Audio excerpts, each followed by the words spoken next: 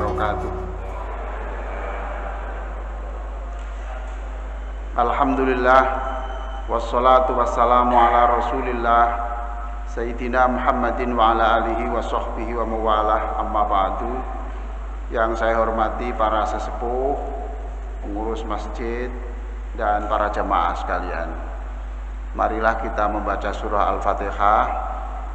Kita tujukan atau kita mohon dengan Fatihah ini, mudah-mudahan seluruh orang yang merintis masjid ini, yang berkeringat sampai berdirinya masjid, sampai mengembangkan masjid ini, termasuk yang menyumbang berapapun, mudah-mudahan semuanya itu menjadi bekal yang termahal untuk menghadap Allah. Al-Fatihah.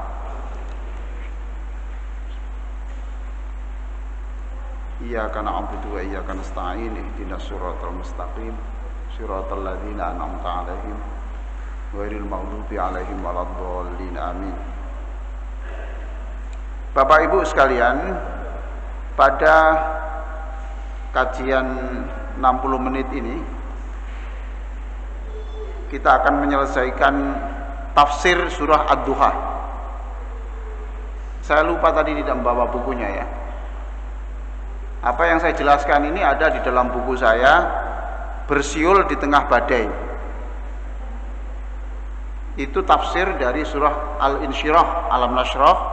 Lah yang ini sekarang ini judulnya di buku saya itu Menghapus Duka dengan Duha. Nah, menghapus duka dengan duha. Bukunya sampulnya hitam, ada foto saya. Ya. Bismillahirrahmanirrahim. Wadduha, demi waktu duha. Demi waktu duha. Kenapa Allah bersumpah dengan waktu duha? Nah, perlu dicatat Bapak Ibu sekalian bahwa setiap sumpah Allah yang menggunakan waktu itu di situ ada perintah sholat. Contoh, was-subhi, demi waktu subuh, ada sholatnya. Oke. Wal-lail, demi waktu malam, ada sholat. Wan-nahar, demi waktu siang, ada. Wal-fajri, demi waktu fajar, sholat sunnah fajar, ya qobliyah subuh itu. Jangan sampai kita walaupun bangunnya kesiangan, tetap lakukan sholat sebelum subuh, sebab pahalanya itu besar. Bahkan di Amerika, saya bertemu di Los Angeles, di San Francisco, di beberapa tempat itu, berkali-kali saya bertemu dengan orang yang setelah jamaah subuh sholat dia. Hukumnya sholat sunnah setelah subuh itu boleh apa haram? Sebentar Bu ya. Sholat sunat setelah sholat subuh itu haram. Haram. Lah tapi kenapa itu orang-orang setelah sholat jamaah subuh kok sholat sunat tadi itu ternyata mengganti sholat qobliyah subuh yang waktu itu ketinggalan, dan itu boleh. Jadi sholat-sholat yang diharamkan itu, sholat sunat yang diharamkan itu haram jika tidak ada sebab. Bapak setelah subuh keluar masuk masjid, itu Bapak boleh sholat sunnah. Sholat sunnah apa? Tahiyatul masjid. Tapi kalau tidak ada sebab tidak boleh, haram. Itu saking pentingnya itu. Saking pentingnya sholat sunnah qobliyah subuh, fajr. Nah sekarang ini waktu duha, demi waktu duha. Duha itu kan cahaya yang terang. Maka selama matahari terbit, percayalah terbit pula harapan-harapan baru untuk kita. Itu loh Pak. Cahaya terang, yakin saja. Saya yakin masa depan saya, anak saya ya seterang ini. Jadi kita ini harus senang ya. Senang.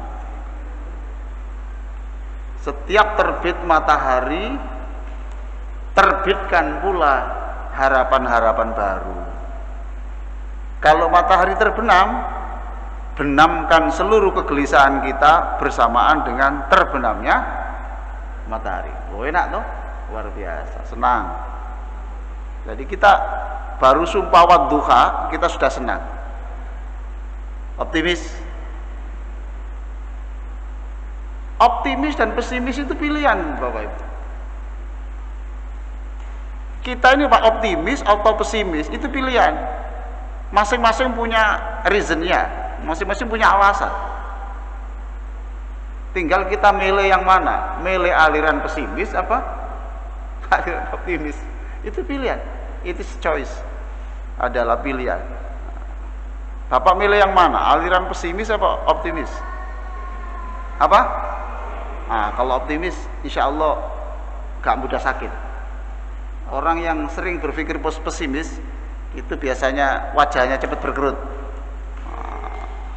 Melihat anaknya tidak cocok dengan gambar yang didesain, dia pesimis, dia cepat tua toh.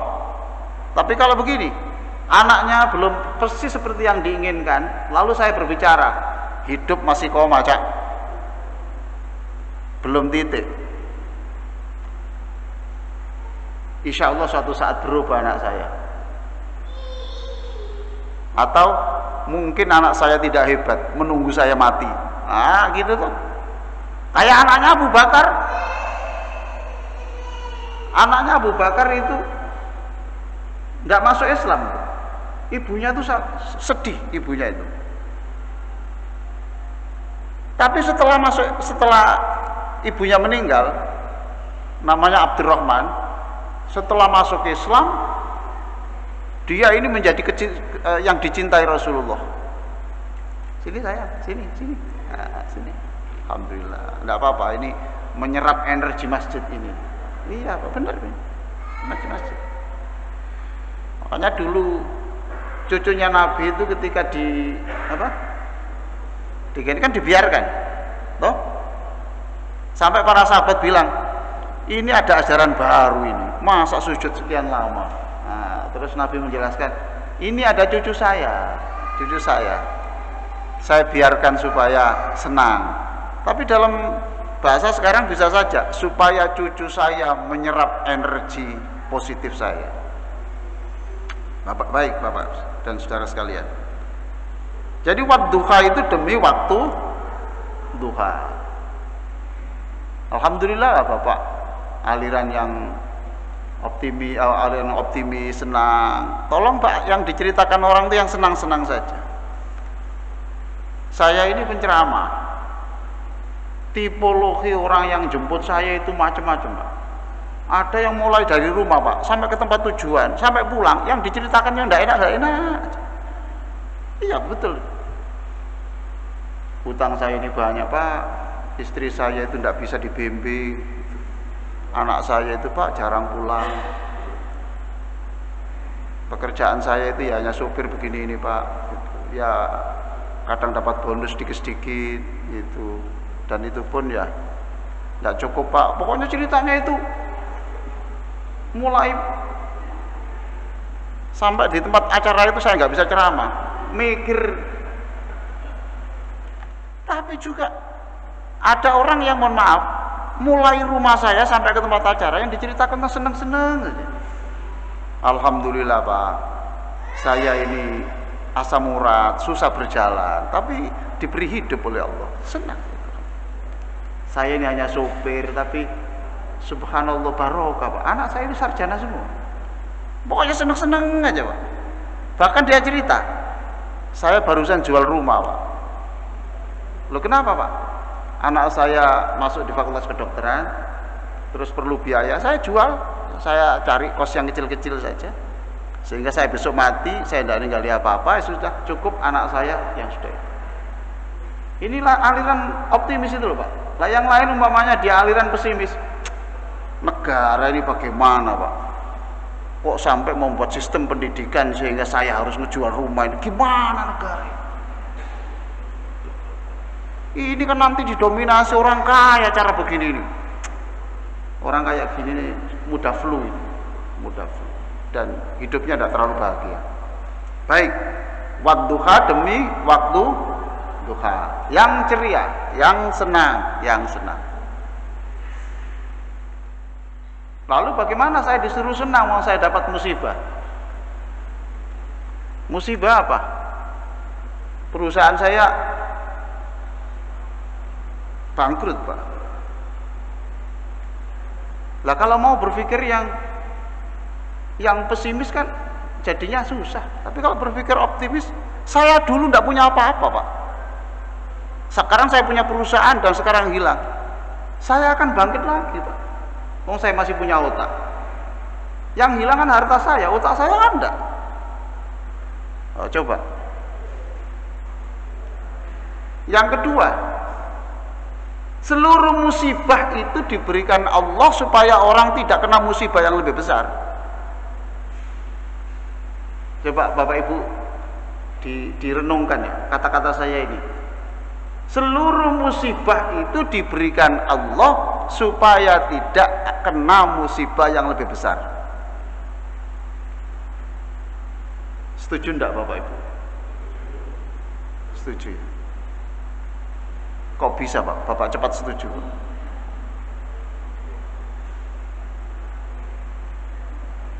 Kalau orang itu mohon maaf saja dibiarkan kemudian kaya terus dan tidak pernah bangkrut, tidak bangkrut. Siapa tahu bahwa ketika pada masa jayanya ya dia kemudian melakukan zina dan itu dosanya kan besar. Maka hancurnya perusahaan itu memang supaya dia tidak melakukan dosa musibah yang lebih besar. Ini memang kata-kata di syarahnya Ibnu Athaillah. Orang yang boncengan dengan istri jatuh, kakinya patah, istrinya pingsan. Musibah apa enggak ini? Musibah apa enggak? Lah kok Bapak setuju kalau musibah itu mesti untuk menghindarkan dari musibah yang lebih besar? Iya Pak, karena orang ini menuju ke tempat pemandian air panas di Pacet. Andai kan tidak jatuh, ya Pak ya, maka dia ada pada longsor batu itu dan dia terkubur di situ suami istri. Maka musibah ini diberikan Allah supaya tidak ada musibah yang lebih besar. Ini cara berpikir supaya kita itu senang. Kalau berpikir yang tidak senang, masa menyelamatkan gitu harus patah kaki? Masa Allah itu mau menyelamatkan saya harus dengan mematahkan kaki saya? Loh, kan pikirannya jelek kok. Wadduha demi waktu duha. Apalagi kalau dikaitkan dengan ibadah, subhanallah. Duha bagi yang enggak ada jam-jam kerja lah, Pak ya. Itu kalau di sini kan ada tanda tulu usyams. Apa itu? Terbitnya matahari. Titit itu Pak sini, ya. Itu kan terbitnya matahari. Tunggu 10 menit. Tunggu 10 menit. Bapak sholat di situ 4 rakaat. Itu namanya sholat syuruk. Sholat apa Bu? Syuruk. Syuruk itu ya duha, cuma awal waktu itu syuruk. Bonusnya apa? Nggak main-main Pak. 4 rakaat itu dihargai Allah dengan pahala seperti umroh dan haji, tidak kurang dan tidak lebih. Tadi pagi saya kuliah subuh ya, saya ajak, nanti kita selesai jam sekian, tuluknya jam berapa, kita tunggu 10 menit, kita sholat bersama-sama. Bapak dapat berkat plus dapat pahala. Enak toh. Wah, duha berarti lebih percaya lagi. Kalau sholat duha lebih dari jam itu sholat duha juga, cuma tidak awal waktu dan tidak mendapatkan bonus yang seperti itu. Walaili idza saja, dan demi malam apabila telah sunyi.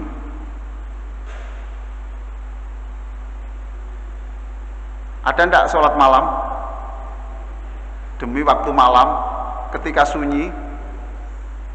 Ada sholat malam. Untuk apa? Sholat malam Bapak sekalian, supaya Bapak lebih optimis. Ya, lebih optimis. Sholat malam.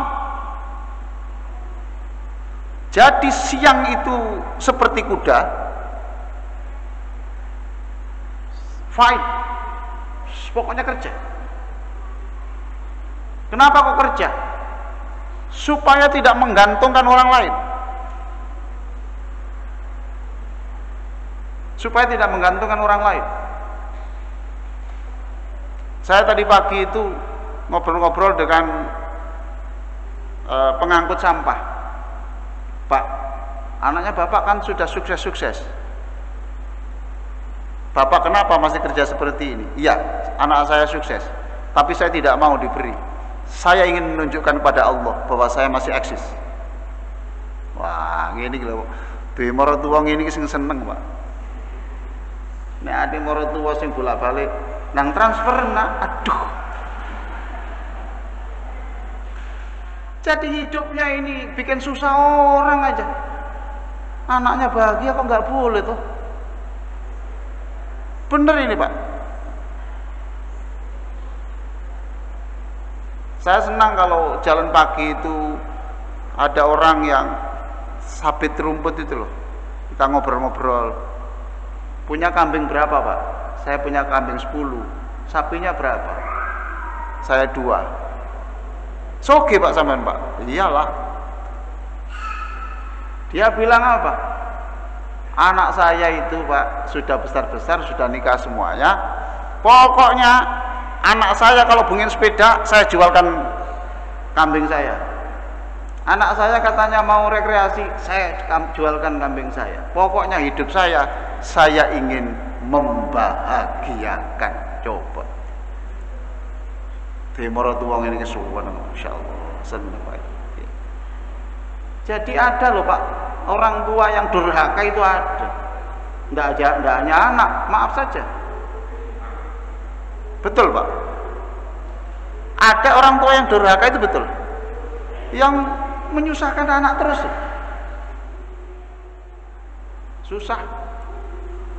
Marah-marah terus, anaknya sampai bingung. Siang seperti kuda, malam seperti patung. Apa maksudnya? Tengah malam itu Bapak Ibu sekalian sujud sambil berkata, wahai Allah, Engkau mencium bau keringatku siang hari. Engkau mendengar setiap kata dalam doaku. Sekarang aku pasrah kepadamu. Tengah malam, pasrah. Janjinya apa Allah? Siapa yang pasrah kepadaku, aku akan mengambil alih seluruh masalah. Duha, riang, malam, pasrah. Coba saya tanya ya. Lebih bahagia mana Pak? Orang pasrah dengan orang berdoa. Ayo. Ayo Pak, ayo diskusi Pak, ayo. Pasrah. Pasrah. Ibu? Apa? Berdoa. Berdoa.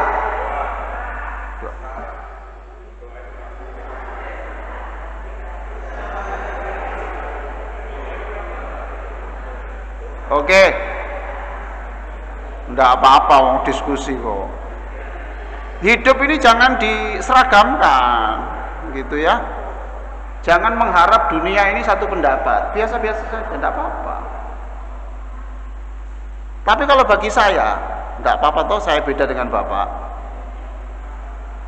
Atau sama tapi sebagian.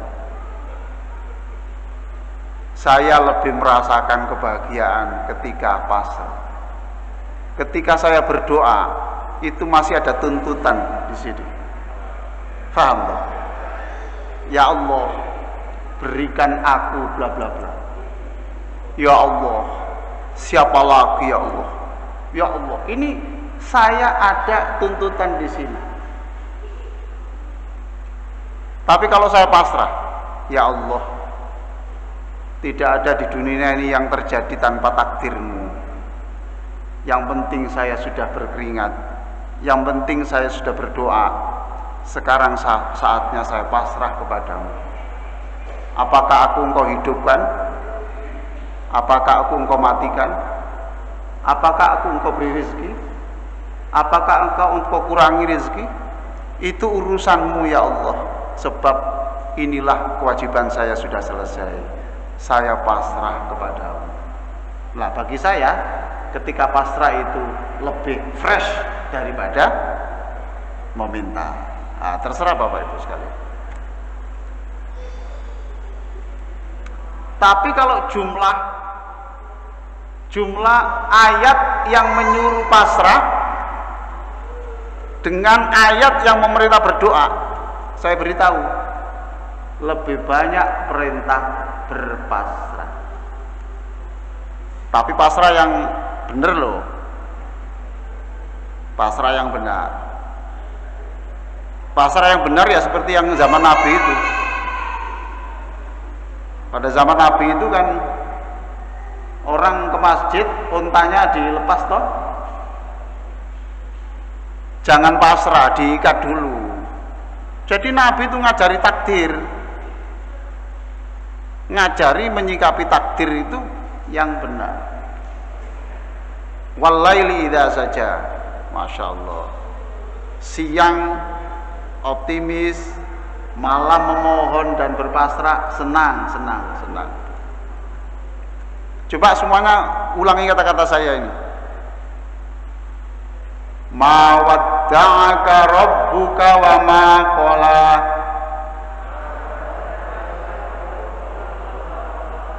Sekali lagi. Sekali lagi.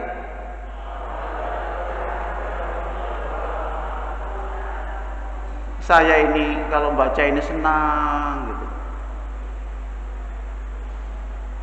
Artinya apa? Ma wadda'aka rabbuka wa ma qala itu.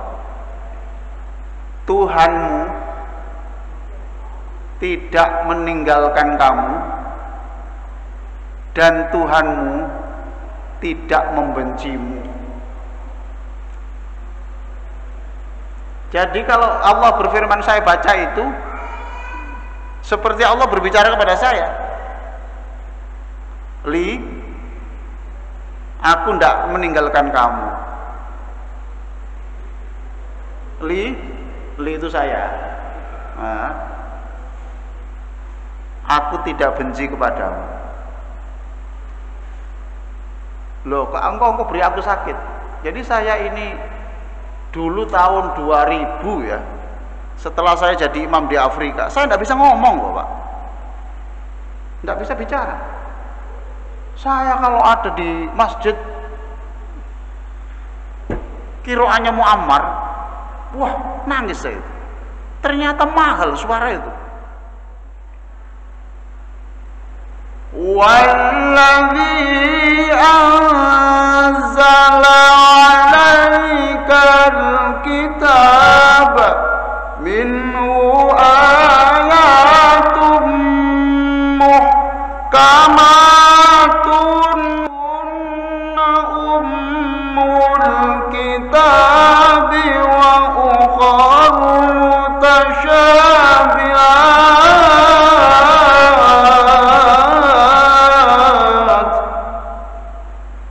Saya kalau masih ingat saya. Saya nangis saya. Saya berapa tahun bisa bersuara, tapi tidak pernah sujud syukur. Bapak masa pernah sujud syukur bisa bersuara? Ya? Karena belum pernah diberi sakit. Ya.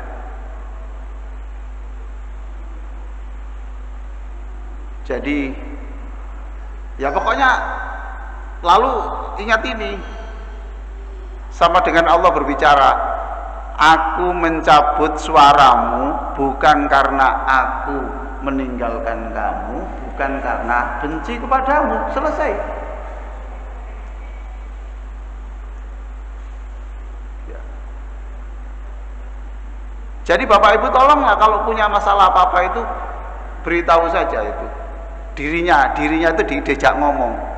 Tuhanmu tidak meninggalkan kamu, Allah tidak meninggalkan kamu, dan bukan benci kepada. Bapak kalau punya musibah, punya sakit, tidak usah Bapak bilang begini, salah saya apa dihukum Allah itu. Kenapa kok bicara dihukum begitu? Kan pikiran jelek, suudzon kepada Allah itu. Wong kepada Allah kok berburuk sangka begitu toh? Ini saya. Lalu di mana letak sayangnya Allah kepada saya? Sejak itu, kemudian baru sembuh, saya tidak bisa rukuk saya itu sakit ya. Naik tangga tidak kuat. Anak saya 7, masih kecil-kecil. Profesi saya ngajar, saya tidak bisa ngajar karena lantai 2 tidak bisa, ya itu. Nah, di mana letak Allah menyayangi saya? Ternyata dari sakit itu saya kemudian bisa menulis buku, dan buku itu yang menjadikan pengantar untuk cita-cita saya sejak kecil dulu. Saya ingin besok keliling dunia menyampaikan firman-firman Allah. Itu cita-cita saya. Dan ternyata dengan buku itu saya kemudian bisa hampir seluruh benua sudah selesai. Ya itu sayangnya Allah. Itu baru di dunia sudah dibuka, apalagi di akhirat. Lagi mawadda'aka ayat rabbuka wa ma qala. Lagi sekali lagi. Rabbuka wa ma qala. Tuhanmu tidak meninggalkan kamu, Tuhanmu tidak membencimu. Enak toh Pak, senang. Pokoknya yang senang-senang saja. Apalagi kalau Bapak Ibu berpikir tak selamanya mendung itu gelap. Habis gelap, enak toh. Saya menulis buku, diterbitkan di Gramedia Jakarta, tapi sekarang ini sudah habis dan belum dicetak karena masa pandemi. Ini judulnya Hidup Masih Koma, Belum Titik.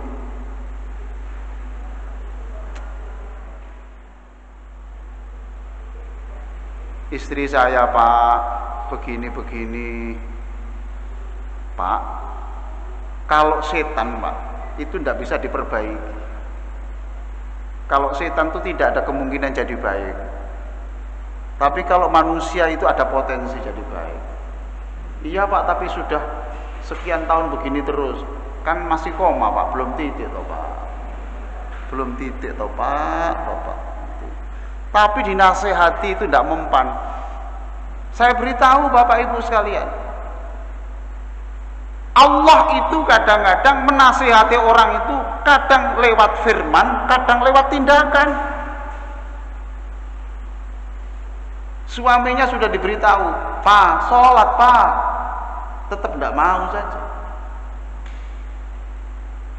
Setelah kakinya harus diamputasi, tanya mama, mah, sarung yang dulu diberi di mana, Ma? Jadi karena apa? Dinasihati lewat firman tidak bisa, oh berarti dinasihati lewat tindakan. Subhanallah. Pak, jangan main perempuan terus, Pak. Ini anakmu banyak, Pak. Gimana itu? Tidak mempan. Datang ke rumah saya, perusahaannya kolaps dan dia impoten. Ayo, wis impoten yang kemana? Ayo, main perempuan mana? Itu ya sudahlah. Jangan mendikte Allah caranya merubah orang, gitu loh. Tugas kita kan meminta. Hidup masih koma, belum titik. Tapi tolong jangan kedengaran anaknya Bapak, ya. Soalnya anaknya Bapak kalau kedengaran ini berbahaya. Semester 13 belum lulus. Kok belum lulus toh, Nak? Teman-teman sudah lulus. Hidup masih koma, belum titik. Wadduha wal laili idza saja. Masya Allah ayat ini. Senang, Pak. Senang. Tuhanmu tidak meninggalkan kamu. Tuhanmu tidak membencimu. Coba sekarang, Pak, sebut nama Bapak, nama Ibu, ya. Terus ngomong begini, umpamanya nama Ali, Li, Tuhanmu tidak meninggalkan kamu, Li, dan tidak membencimu, Li. Gitu. Sekarang sama-sama Ibu panggil namanya sendiri, Bapak panggil namanya sendiri, terus katakan itu. Ayo, sama-sama.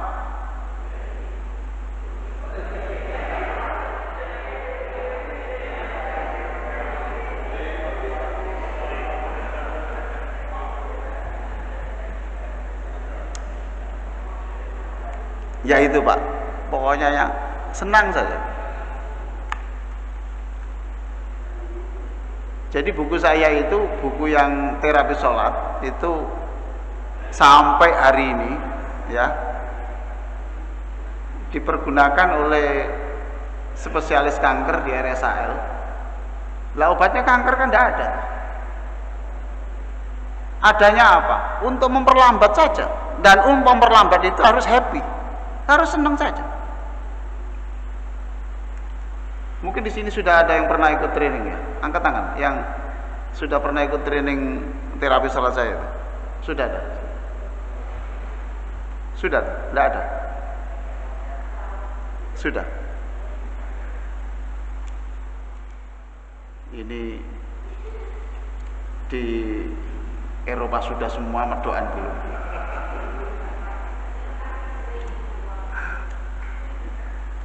Nggak apa-apa, nanti suatu saat lah, suatu saat, ya.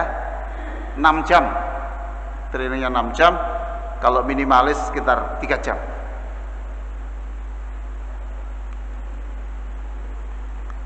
Perlu Bapak Ibu sekalian, kita membangun optimisme itu perlu, supaya meringankan sedikit beban kita dan kita tidak suudzon kepada Gusti Allah. Baik, nah ini enak lagi nih, Pak. Ayo, Pak, ulangi saya. Walal akhiratu khairul laka minal ula. Ayo. Walal akhiratu khairul laka minal ula. Wala sawfa yu'tika rabbuka fatarda.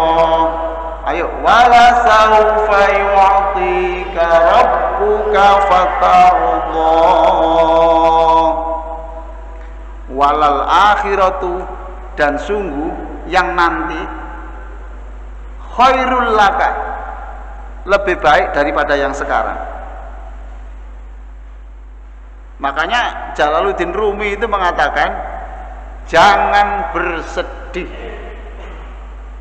sebab jangan bersedih apa yang tidak kamu raih hari ini, yakinkan bahwa tidak lebih baik dari apa yang akan terjadi. Itu jalan dulu. Apa yang tidak kau raih hari ini, yakinkan tidak lebih baik dari apa yang akan terjadi. Itu sama dengan ini. walal akhiratu khairul laka minal ula. Saya semalam jam berapa itu ya, masih ngantarkan istri saya ke RSI. Setelah diinfus saya tinggal pulang. Saya ada anak muda ya, ada anak muda sambil nunggu, karena ini ya, hari-hari ini banyak muntabir ya, di gawat darurat itu penuh ya. Jadi saya nunggu antrian istri saya sampai lama. Ada anak muda yang datang, saya lihat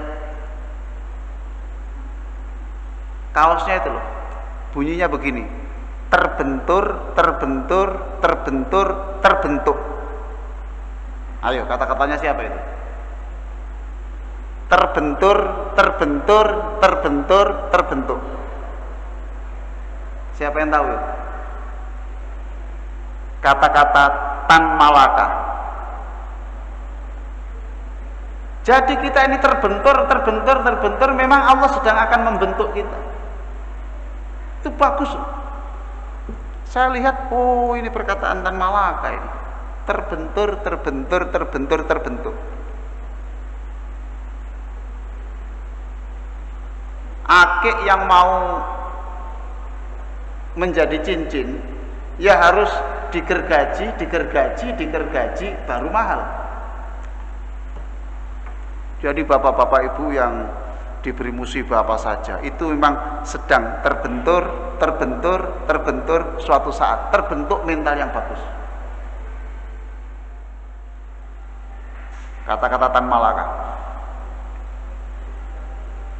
Saya di Inggris selalu didampingi orang dari BNI yang punya anak berkebutuhan khusus. Jadi anaknya ini punya kelainan gitu ya, apa ya? Yes. Dia tanya saya, apa Pak maksudnya Allah memberi anak saya seperti ini? Maksudnya ya supaya Bapak ikut pengajian saya terus. Ayo, kalau dia itu tidak punya begini, dia tidak perlu siraman-siraman penyemangat. Jadi Bapak ini terbentur, terbentur, terbentur, sekarang terbentuklah mental spiritual transendental yang luar biasa.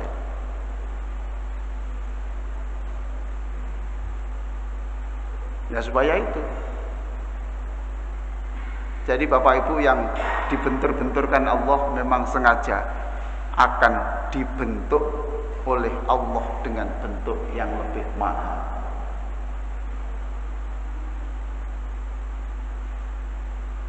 Kopi apa yang paling mahal di Indonesia ini? Hah? Apa? Luwak, betul. Kenapa kok jadi mahal? Karena terbentur, terbentur, terbentur, terbentuk. Ayo, betul enggak? Harus dimakan luwak dulu, harus merasakan panasnya di dalam perut, baru keluar campur kotoran, baru mahal. Terbentur, terbentur, terbentur, terbentuk. Allah mengatakan walal akhiratu khairul laka minal ula. Yang nanti itu lebih baik dari hari ini, tenang. Atau diartikan nanti itu akhirat. Memang di dunia kamu seperti ini, ya. Tapi nanti di akhirat kamu akan memperoleh yang jauh lebih menyenangkan dari sekarang. Loh, seneng toh Pak? Seneng toh. Saya kalau Bapak baca ini seneng. Ini pokoknya. Jadi kita ini kalau bisa itu merasakan yang pahit, terasa manis, loh itu baru hebat. Pahit menurut orang, tapi bagi saya kok enak ya gitu ya. Mindsetnya itu. Jamu itu kan pahit, betul Pak? Tapi kok Bapak mau minum? Ya, karena ada harapan. Jadi minum yang pahit terasa manis. Walal akhiratu khairul laka minal ula. Ada orang yang di dunia ini apa saja yang diinginkan itu tercapai. Yang diminta itu diberi semua. Kata Ibnu Athaillah, hati-hati, hati-hati. Rubama a'toka famana'aka. Hati-hati. Kadang-kadang Allah memberimu sekarang banyak dan setelah kematianmu kamu tidak dapat apa-apa. Warubama mana'aka fa'atoka, dan bisa jadi Allah tidak memberi kamu apa-apa. Apa saja yang kamu minta tidak dituruti Allah, tapi besok setelah kematian Allah berkata, sudah cukup penderitaanmu di dunia, sekarang kamu masuk surga, gantinya kamu tidak pernah saya beri di dunia itu. Walal akhiratu khairul laka minal ula. Lanjutnya tadi apa? Wala saufa yu'tika rabbuka fatardha. Artinya nanti setelah itu Allah yu'tika, memberi kamu sesuatu dan kamu puas, senang, gembira. Dalam tafsir sampai dikatakan tidak ada ayat yang memberikan kegembiraan seperti ayat ini.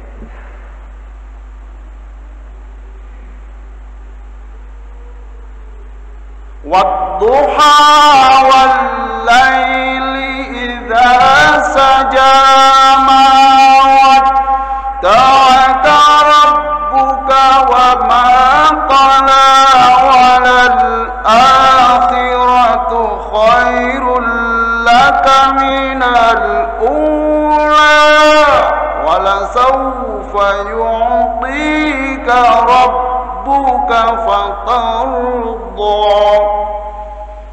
Senang sekali. Makanya itu kalau Syekh Abdul Basit baca itu di Makkah itu masuk Allah itu. Lihat aja rekamannya Syekh Abdul Basit, klik Syekh Abdul Basit tahun 70-an, terus surat Ad-Duha. Nanti kalau sudah baca itu Wadduha wal laili idza saja ma wadda'aka rabbuka wa ma qala. Ya ini nanti dibaca Pak untuk sholat ya. Masa sejak khitan sampai sekarang inna atoina terus sampai sekarang inna atoina kuluhu, inna atoina kuluhu. Ini sehari tidak baca itu sariawan.